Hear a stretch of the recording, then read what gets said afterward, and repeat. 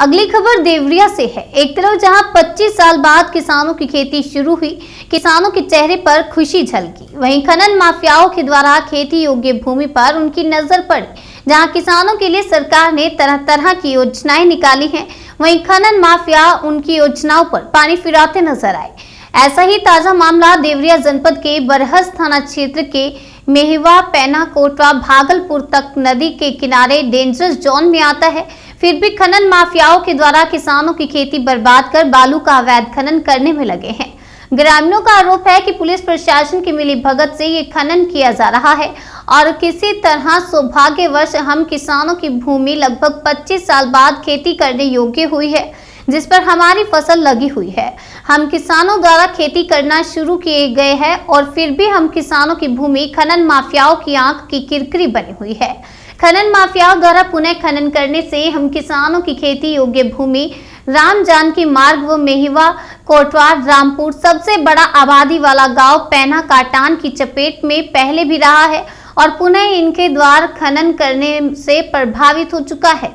अगर अवैध खनन जारी रहा तो इनके खनन करने से इन सारे गांव का अस्तित्व मिट जाएगा। राम जानकी मार्ग पर पहले से ही किसी तरह सरकार टूटते हुए बंधे को बनाकर इन गांवों को कटने से रोका गया। सरकार के प्रयास से सफलता मिली और सारे गांव बच गए। अगर अवैध खनन को रोका नहीं गया तो इन चारों गांव के लोगों का ना ही जमीन बचेगा और ना ही घर बचेगा। इसका खामियाजा पूरे ग्रामीणों को उठाना पड़ेगा। अवैध खनन को रोकने के लिए ग्रामीणों ने जिलाधिकारी को ज्ञापन देकर कार्यवाही की मांग की है, जहां उप जिलाधिकारी ने तत्काल अवैध खनन को रुकवाने का काम किया। खनन माफियाओं की वजह से किसान काफी हताश हैं और निराश हैं। जब वीडियो सोशल मीडिया पर वायरल हुआ तो इसकी पड़ताल की गई, जहां ग्राम प्रधान पद्माकर मिश्र ने बताया कि हम लोगों की खेती पैना खादर में है। हम लोग अपने खेतों में गए तो ट्रैक्टर से कुछ लोग व पोकलैंड जेसीबी मशीन से नदी के अंदर बंधे को काट कर रास्ता बना रहे थे व अवैध खनन कर रहे थे। हम लोगों के पूछने पर डरा व धमका रहे थे और अपराधियों के साथ साठगांठ बनाकर अवैध खनन माफिया अवैध खनन करवा रहे हैं।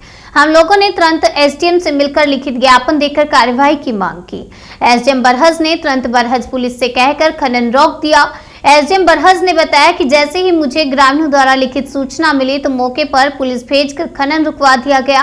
अगर कोई अवैध खनन करते मिला तो उसके खिलाफ कठोरतम कार्यवाही की जाएगी।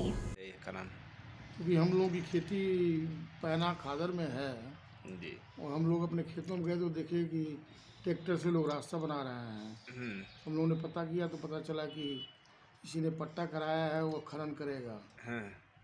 खनन नहीं हो रहा था? खनन हो रहा था, मशीनें आ गई थी, लेकिन खनन होगा इसकी जानकारी मिलने के बाद हम लोग एसडीएम से मिले और एसडीएम साहब ने हम लोग की बात काफ़ी गौर से सुना और उसके बाद तत्काल उन्होंने इस पर रोक लगा दिया है।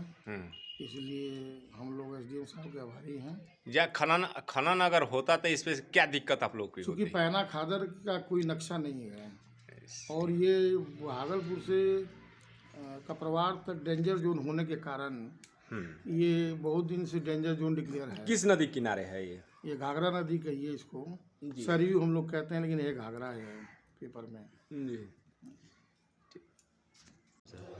अवैध खनन से आपका तात्पर्य क्या है, मिट्टी का या बालू का? बालू का है। देखिए, बालू का कोई भी व्यक्ति बिना जिलाधिकारी महोदय की अनुमति के नहीं खनन कर सकता है और कल कुछ लोगों ने शिकायत की थी, तुरंत हमने वहाँ पुलिस भेजी थी, रुकवा दिया गया था। और जो अगर कोई व्यक्ति मिट्टी खोद रहा है अपने खेत से तो अपने निजी प्रयोग के लिए वो मिट्टी खोद सकता है। सर, गहराई कितनी गहराई तक वो खोद सकता है? निजी प्रयोग के लिए? जी सर। निजी प्रयोग के लिए ट्राली, 2 ट्राली, 3 ट्राली अपनी मिट्टी खोद सकता है जितनी उसकी आवश्यकता है। जी सर। बेचने के लिए सर, जेसीबी से खनी जा रही है और प्रशासन को भी ये मालूम है। इस पर लोगों का आरोप है कि प्रशासन खनन करा रही है, सहयोग से हो रहा है। ये बात सही नहीं है, बिल्कुल बात सही नहीं है। जी। बालू खनन कहीं नहीं हो रहा है। जहाँ भी सूचना मिलती है तुरंत उसे रुकवाया जाता है, उनकी मशीन विजिट कराई जाती है।